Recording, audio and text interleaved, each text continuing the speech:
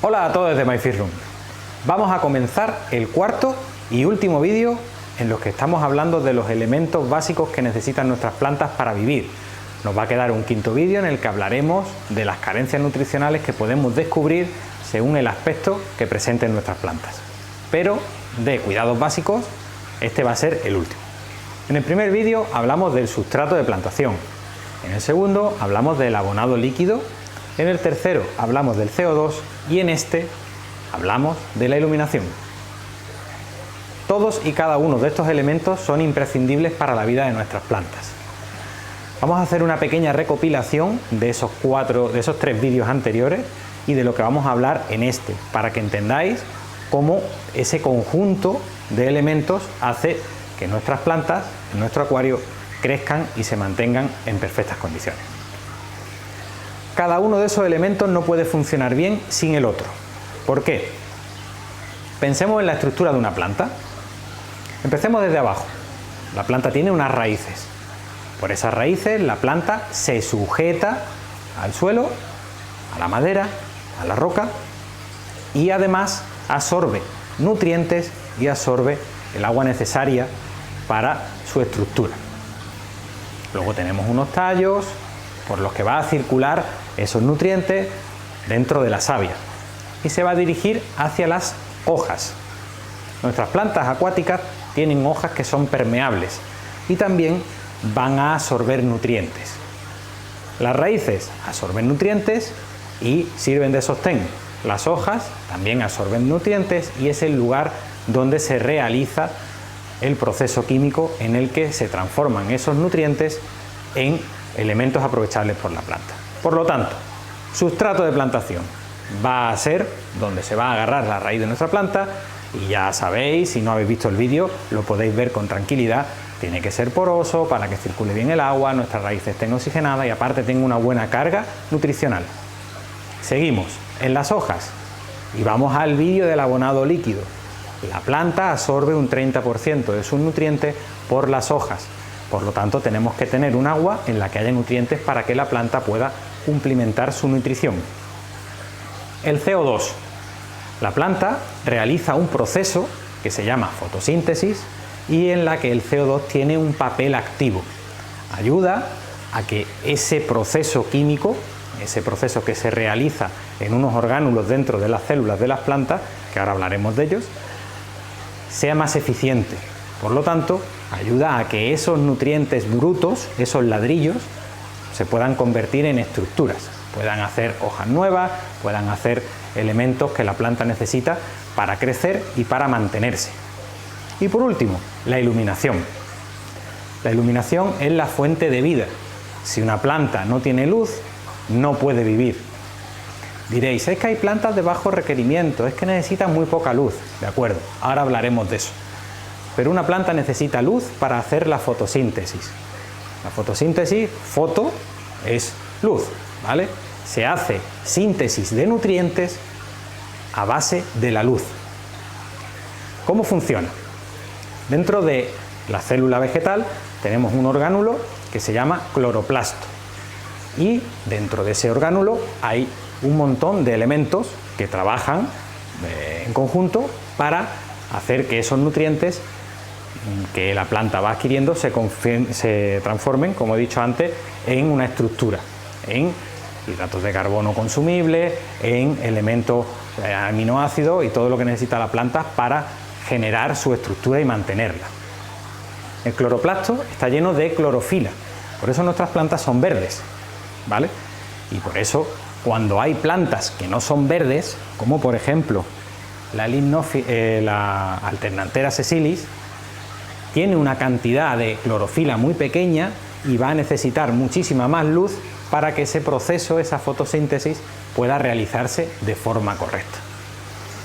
Bueno, está claro entonces que nuestra planta necesita sustrato, que nuestra planta necesita abono líquido, que nuestra planta necesita CO2 y que nuestra planta necesita iluminación para que su ciclo biológico sea completo.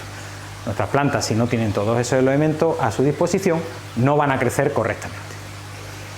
Ahora entonces llegará el turno de hablar en profundidad sobre la iluminación de nuestras plantas.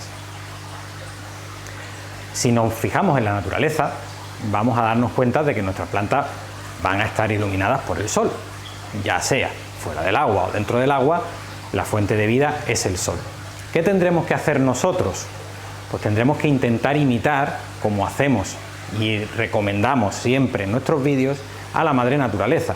No tenemos que inventar nada. La madre naturaleza nos da las reglas de juego y nosotros tenemos solamente que copiarlo. Ahora, ¿qué tipos de iluminación hay disponibles en el mercado? Hay muchas disponibles. ¿Qué tipo de radiación dan? ¿Qué potencia dan? ¿Y cómo tenemos que seleccionarla? Pues será lo que iremos hablando ahora poco a poco durante el vídeo.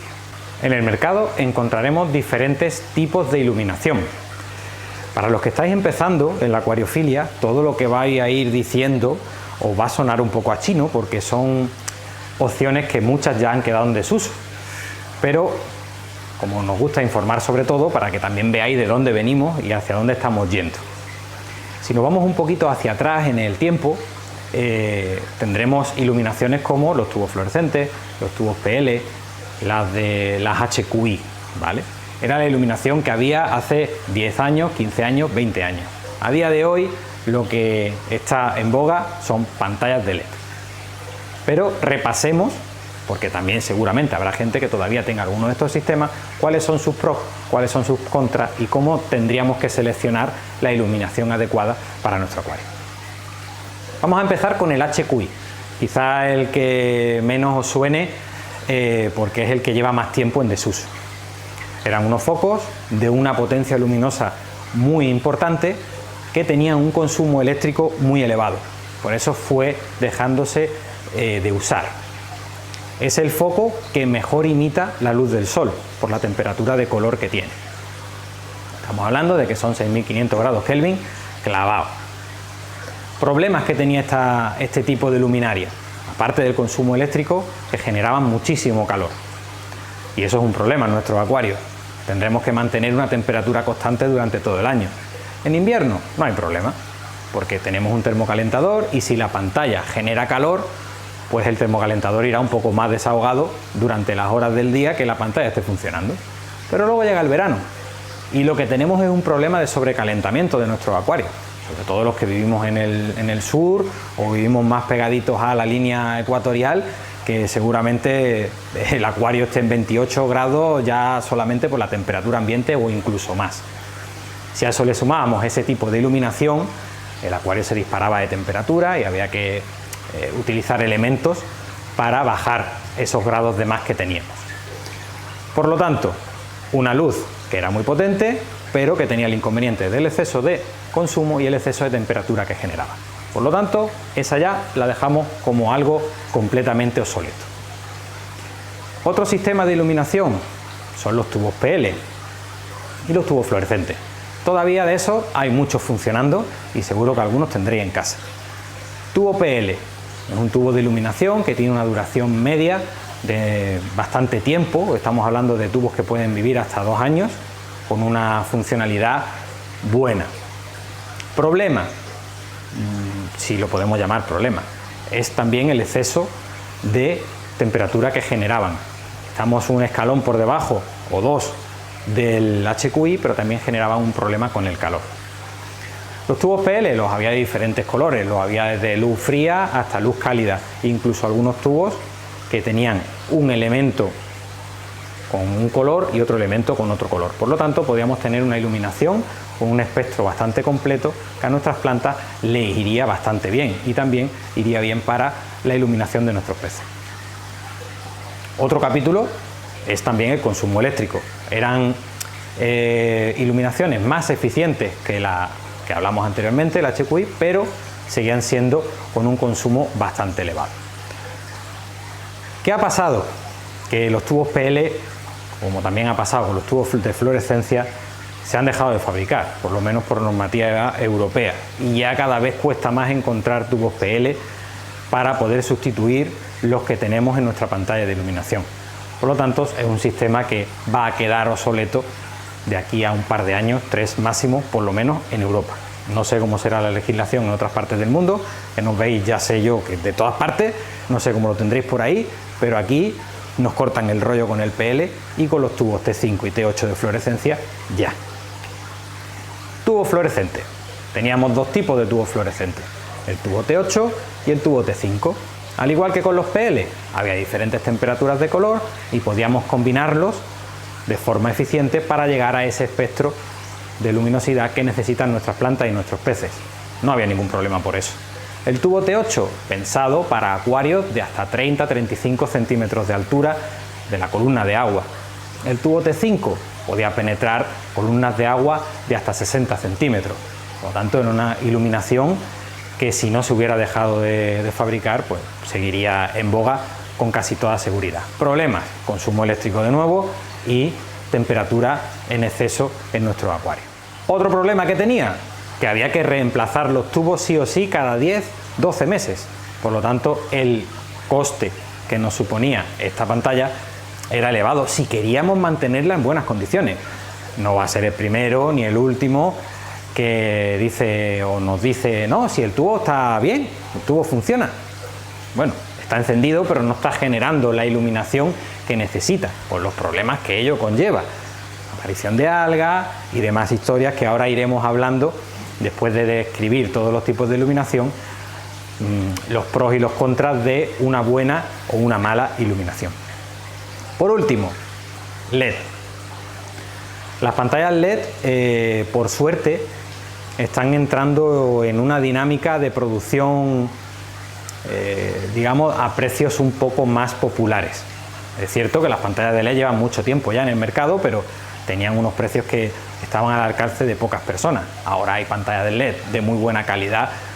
Por 150, 200 euros tienes un pantallón fantástico en casa, e incluso hay gamas un poco más económicas si no necesitamos una potencia muy elevada. Ventajas que tienen las pantallas de LED. Tienen todas las ventajas. No generan calor. Si tú pones la mano debajo de una pantalla de LED, la diferencia de temperatura que tú puedes ver con el aire es mínima. Si tocas por arriba, sí, está más calentita, pero disipan hacia arriba, no nos molesta. Hacia abajo, la temperatura es igual prácticamente a la del aire.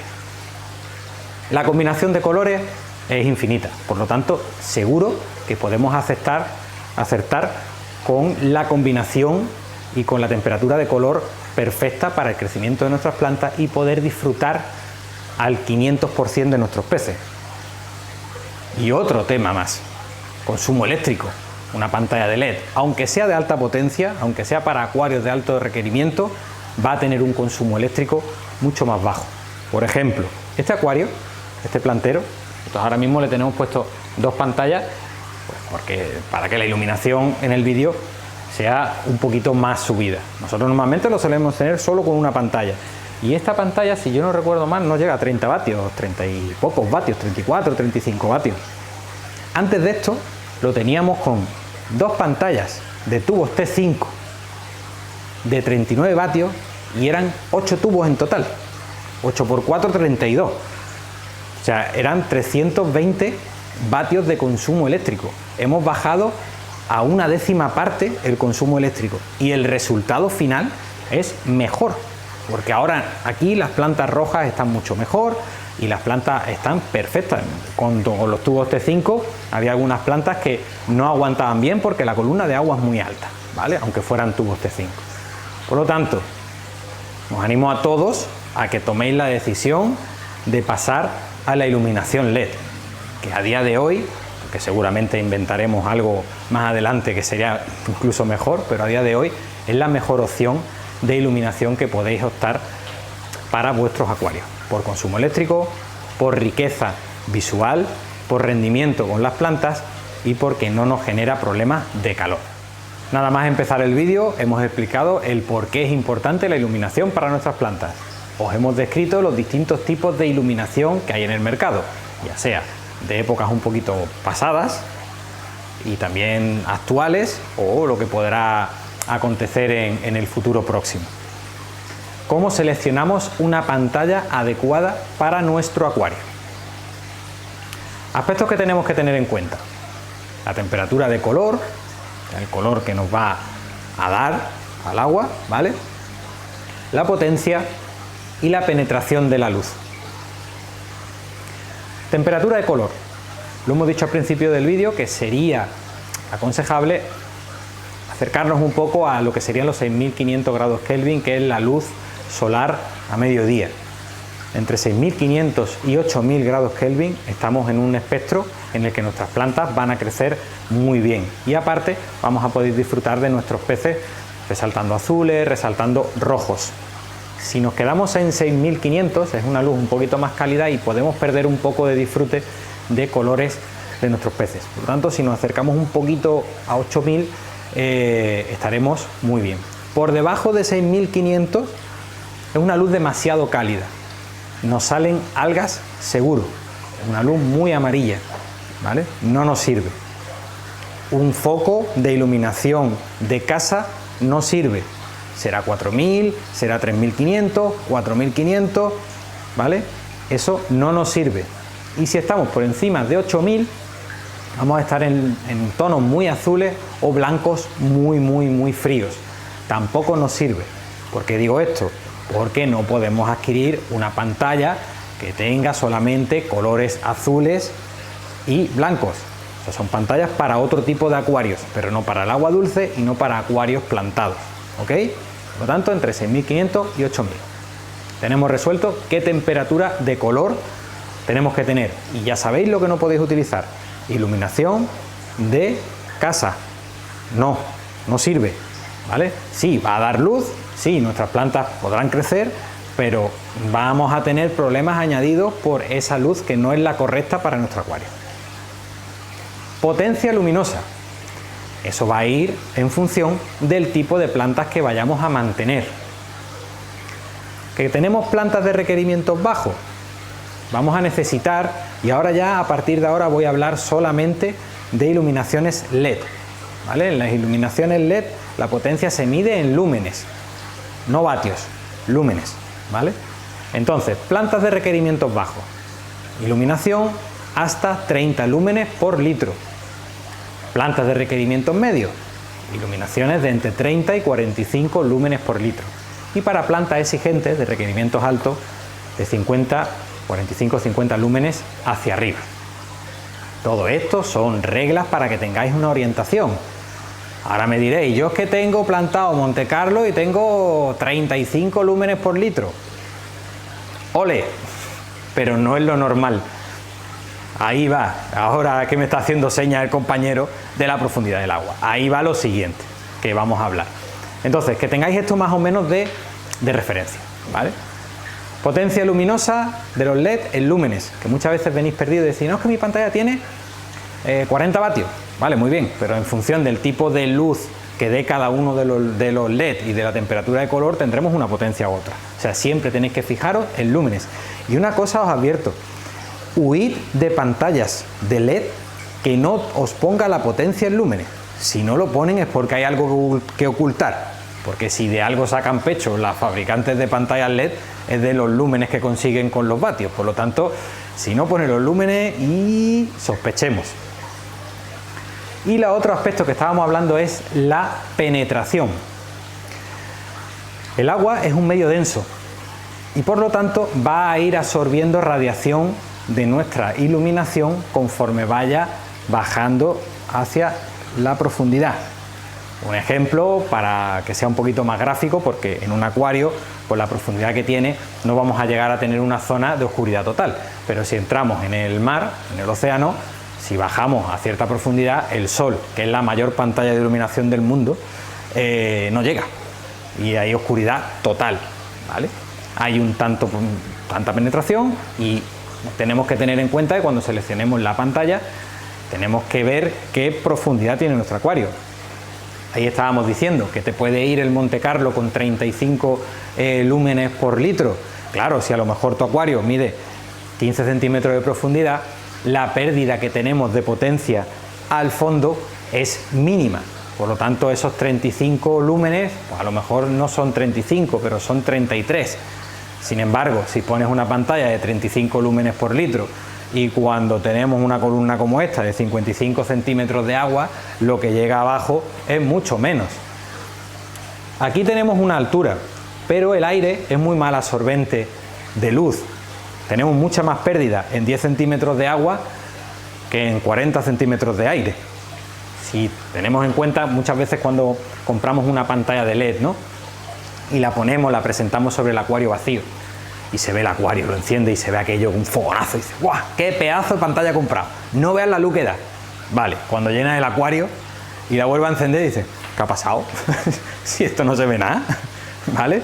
Ahí también podéis comprobar la capacidad de absorción que tiene el agua de la iluminación. Otro aspecto que tenemos que tener en cuenta a la hora de comprar nuestra pantalla de LED es qué ángulo de apertura tienen los diodos y qué anchura nos va a abarcar.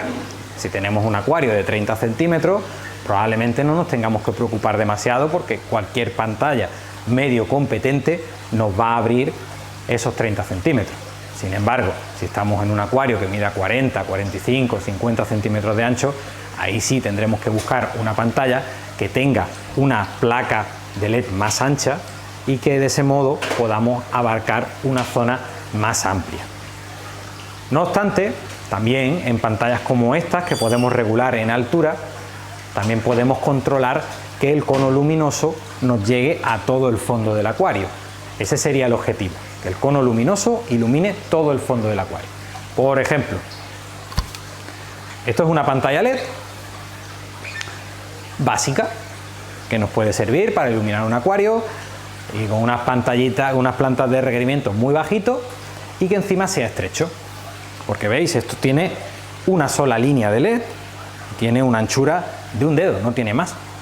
Sin embargo, una pantalla como esta, fijaos la placa que tiene, que la abarco yo con la mano con dificultad, y por lo tanto vamos a tener una amplitud de iluminación mucho mayor y una iluminación aparte de más potencia. Pero quitado eso, que nos tiene que abarcar el cono luminoso todo el fondo del acuario. Entonces, temperatura de color, lista.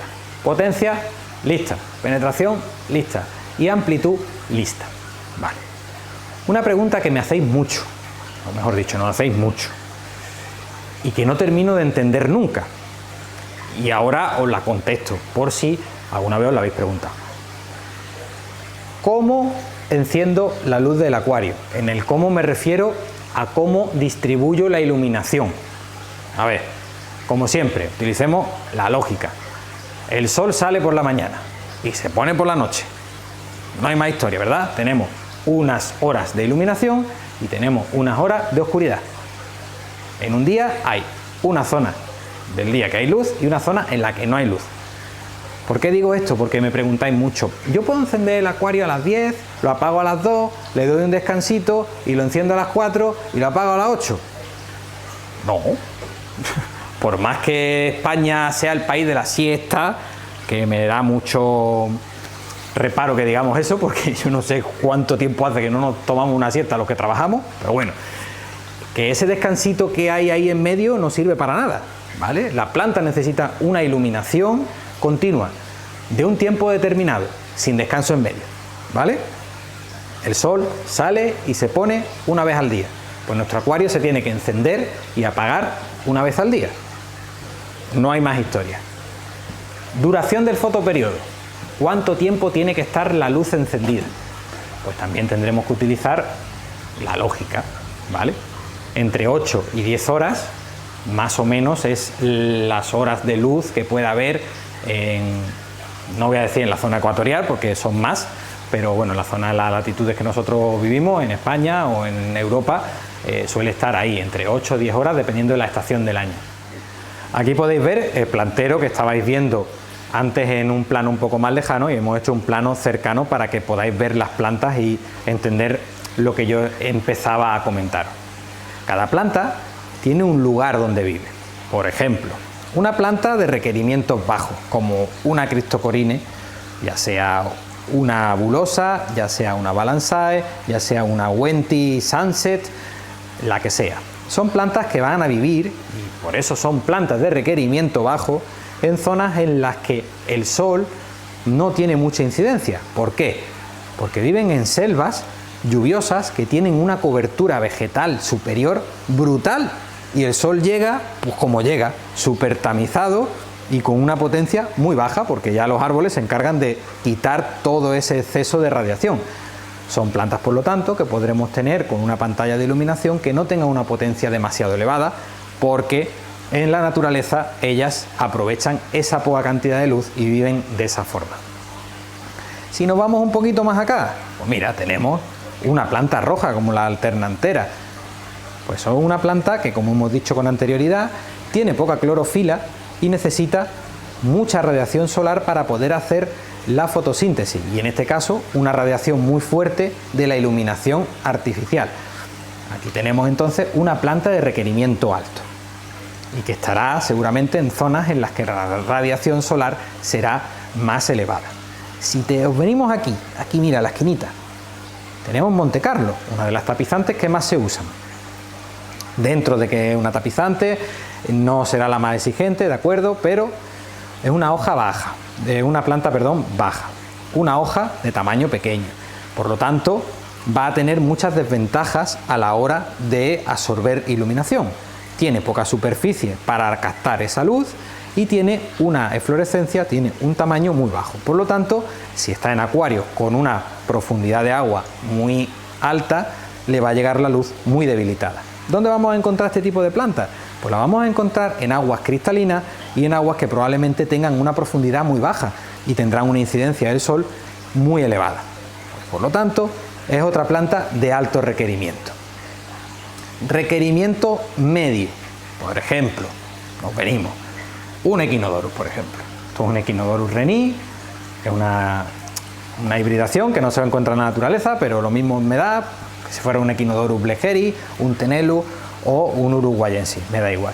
Una planta que tiene unas hojas grandes, por lo tanto tiene una capacidad de absorción de luz elevada. Encima, además, si hablamos en concreto de esta planta, normalmente suele tener hojas hasta fuera del agua, por lo tanto va a captar muy bien la luz.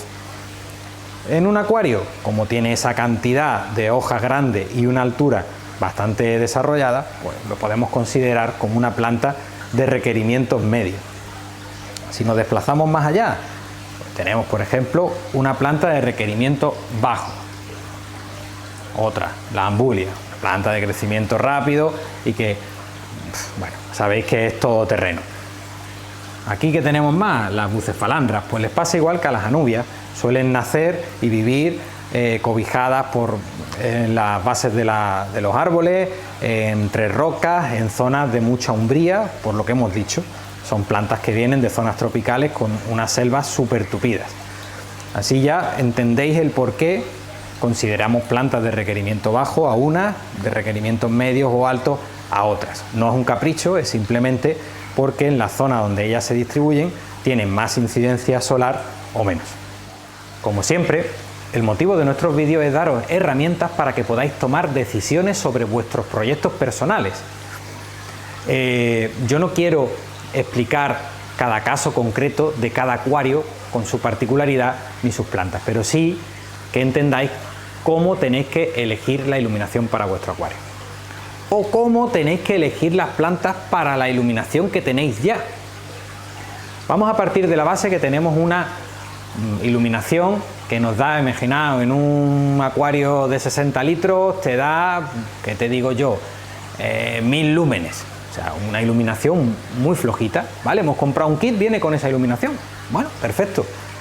No os tiréis de los pelos, no os preocupéis, porque hay plantas que viven en zonas con muy poca radiación solar y podremos mantener en ese acuario. Nos adaptaremos a ese acuario con unas plantas como bucefalandras, anubias, microsorum, que sabéis que son plantas de requerimiento bajo, ya estamos hartos de decirlo en todos los directos donde hacemos un unboxing de plantas y tal, y podréis tener un acuario que lucirá precioso. Y al revés, no vayamos a pretender comprar un pepinazo de pantalla y ahora querer plantarlo con plantas que necesitan una luminosidad más baja, porque esas plantas se van a resentir. Y no queramos montar un acuario con un pepino de pantalla si no tenemos sustrato de plantación, o si no vamos a abonar nuestra agua, o incluso si no tenemos un equipo de CO2. Veis que todo se va siempre conectando, ¿no? Y por eso la importancia de que fueran 4 vídeos en los que explicáramos uno por uno cada una de las cosas, pero que veáis que está todo interconectado. O sea, importante que seleccionéis la pantalla adecuada. Y si ya tenéis la pantalla, porque os viene, que seleccionéis las plantas que podéis mantener con ese tipo de luz. Que el del comercio, si es un comercio especializado, no es un caprichoso ni una caprichosa. Si os dice eso es porque sabe que con ese tipo de iluminación podéis mantener ese tipo de plantas. Que muchas veces nos miráis con cara rara porque os queréis la plantita roja y os decimos que no os la llevéis porque se va a terminar muriendo y al final os la lleváis y se muere. Entonces, no llegar a esos extremos, ¿vale? ¿Qué problemas podemos tener con iluminaciones incorrectas? Exceso de horas de luz, una temperatura de color no adecuada, una pantalla que no sea de acuariofilia, ¿qué más os digo? Una potencia no adecuada. Normalmente el problema es uno, las algas. Si tenemos excesos de horas de iluminación, aunque tengamos el acuario equilibrado, vamos a estar en la cuerda floja. Y en el momento en que se nos desequilibren un poco los nutrientes, aparecerán algas. Que tenemos una temperatura de color no adecuada, ya sea por exceso de frío o por exceso de calor, me refiero en la iluminación, ¿vale? Una luz muy amarilla o una luz muy fría, muy azul o muy blanca, nos van a aparecer algas. Que tenemos una potencia desmesurada, nos van a aparecer algas. ¿Por qué?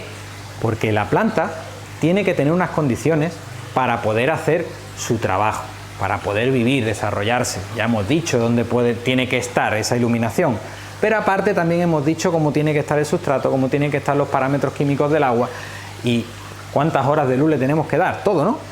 Vale.